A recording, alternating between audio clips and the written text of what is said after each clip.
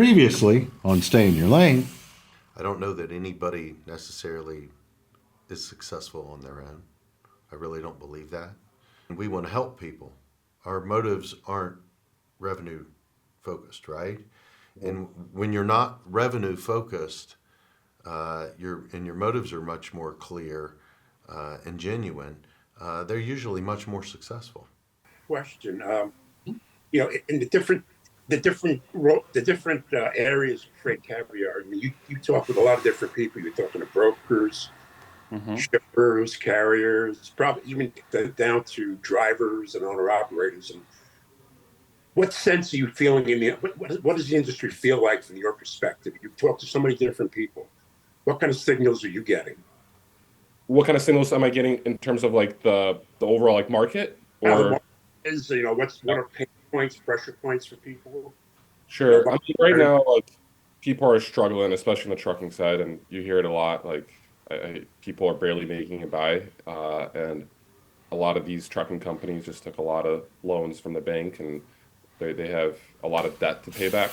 And so, uh, I mean, it's definitely a very stressful industry, and I would say particularly on the carrier side, since it like trickles down to them, they're like the final stage, and it's you hear a lot of carriers complaining on the brokers specifically.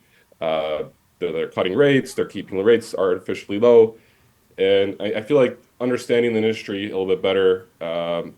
Like if you understand the fact that like there's supply and demand, like there's tons of brokers competing against these lows, and there's tons of trucking companies competing against them. Like the rates are going to be low, just supply and demand, economics 101, and it's definitely like a different stage of our industry because if when we deregulated the industry in 1980, there's been different phases and cycles, and I feel like we're right now at this currently there's just an overwhelming amount of brokers in the industry. Same with trucking companies, and we never had that before. And the pandemic kind of caused that to for a lot of people to come into the industry, and I think people are just like trying to like uh, basically like reevaluate everything that they maybe known about the industry or do. It's just a different environment, and there's been recessions and there's been terrible markets, but I feel like right now uh, it's very prolonged and it's tough for sure. Like,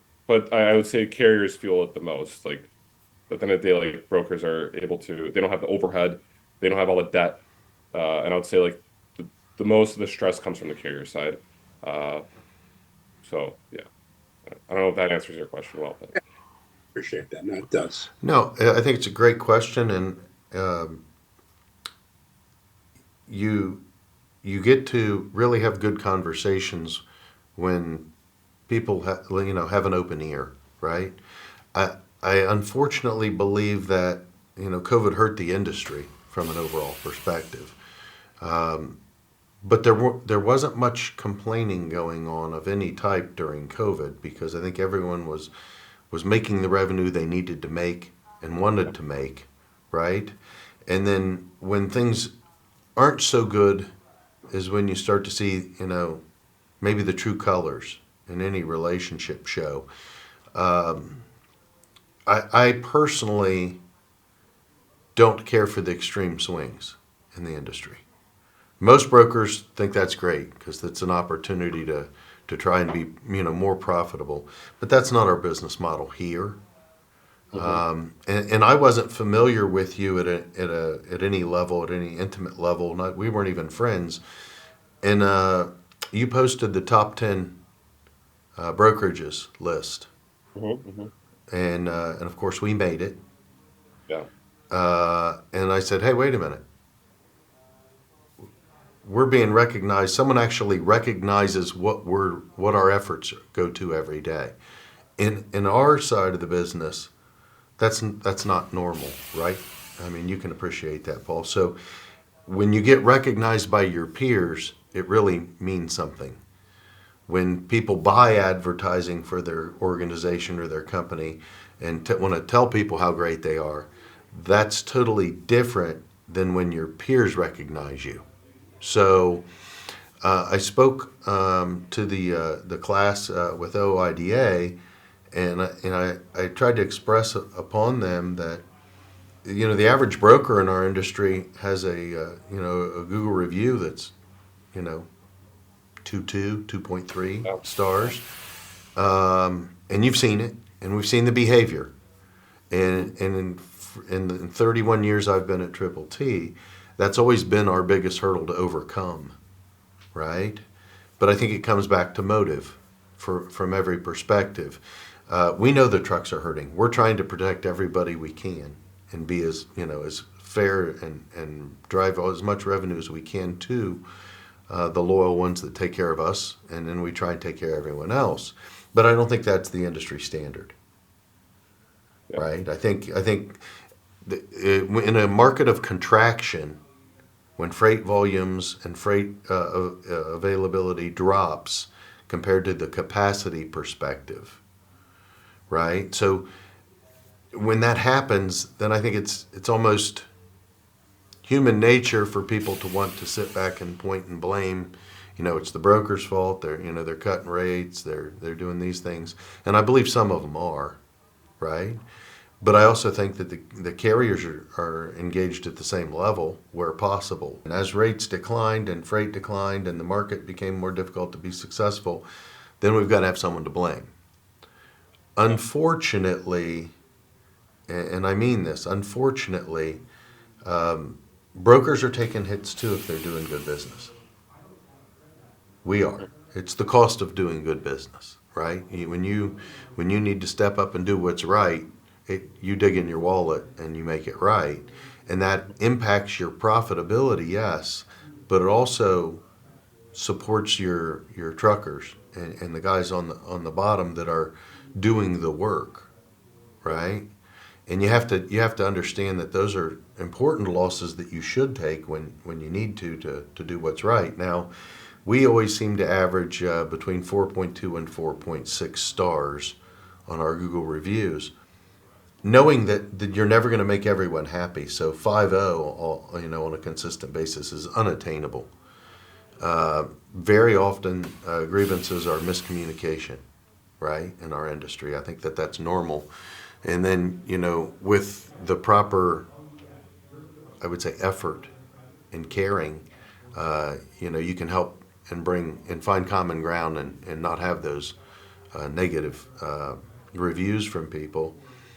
But I think it's inherent to the industry that we're in right now that, everybody's struggling. And when they're struggling, they're looking for, someone else to blame. And I think that's back to the beginning. I think that's somewhat human nature. But you work through those things. And I think the industry will rise up here as things start to return to, I think, the economy becoming more stable and people being more confident. And we start to see the impacts come since the election. So, Paul, I think we're driven the same from a motive perspective. We want to bring value to everyone we work with. Mm-hmm. And I think that's genuine, and I see it in how you operate, and I appreciate you taking time and sharing with us. What is your goal or plan moving forward, if you'd like to share it with us? Yeah. So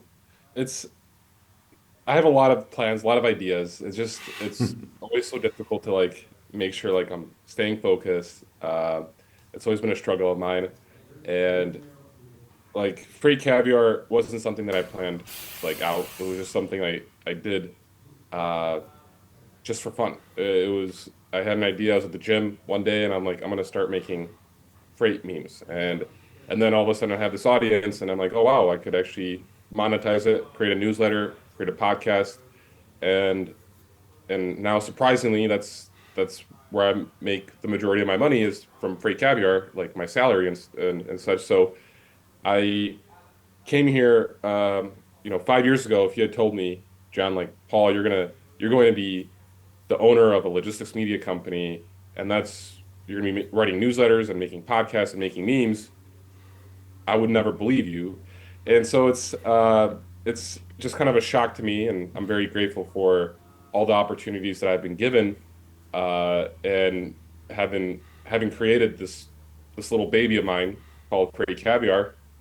And now when I look into the future, it's definitely for me, I've been maturing year over year, over the last 4 years since I started FreightCaviar, I'm a completely different like human. I'm a lot more mature, professional, more business savvy. I've learned a lot, and that also reflects on the content that we create. It's been more difficult for me to make those freight memes, or like the stupid freight memes I used to do 4 years ago.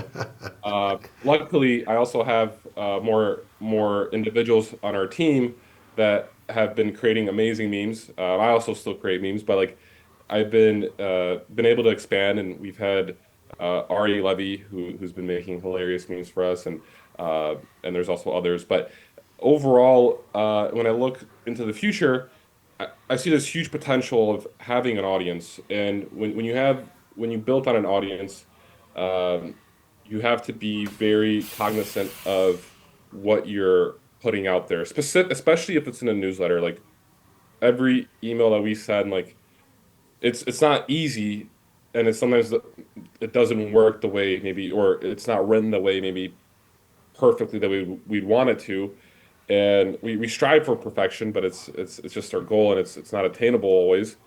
Uh, but like when we're crafting this relationship with our audience and moving forward, I want to make sure that we are focused on providing information that individuals want, and each individual is a little bit different. So it's like the majority of the individuals in our industry, what they want. We want to educate them. We also want to entertain them, because this industry is stressful. There's a lot of uh, stressful situations and problems that you have to deal with. So it's like, how can we also lighten the load for the individuals? So it's like this blend between entertainment and education. And as we expand, it's we have this media arm, and how can we provide other services on top of that? So we have a freight tech product called Shipper CRM. We have the freight job board, freightjobs.co. And moving forward, as we expand, I see the opportunity to also provide more services if the capital is there to invest in such projects, uh, and make it kind of like be much more than just media. There's services and technology that we can provide, and I kind of like, this is just me being speaking from like the very ambitious side. If you look like at, for example, like Amazon's been able to grow and take over various segments of e-commerce, and they've also have gone into logistics. They're much more than just a bookseller, like what they used to do back in the day. So it's like, how can we expand continuously? Um, and overall, like I would say, like honestly, like I would love to probably within the next 5 to 10 years sell the business, and then kind of be able to build a home and like have a family, uh and work more probably on a more of like a passion project. Like I love Freight Caviar. I love the industry, but there's always times where I'm like, it's I'm still getting stressed out, even if it's just content related. So overall, like, but it depends. There might be maybe someone will come along, maybe like an investment firm where they could, help us out to taking it to the next level, or some individual might be able to help us take it to the next level. But we'll see. It's tough to say, but definitely like right now, just focus on like the entertainment education piece, and like working internally, building out the organization better, have more processes as we grow. And that's been also a struggle. And it's something that's top of mind, but it's like, how do we do that? Getting me more out of like the day-to-day stuff and more on like the big picture related tasks. Paul, thanks for the time. Thank you. Thank you. We appreciate you, and if there's something, like I said, we can do to help, we'll be happy to. And until next time, Paul, stay in your lane.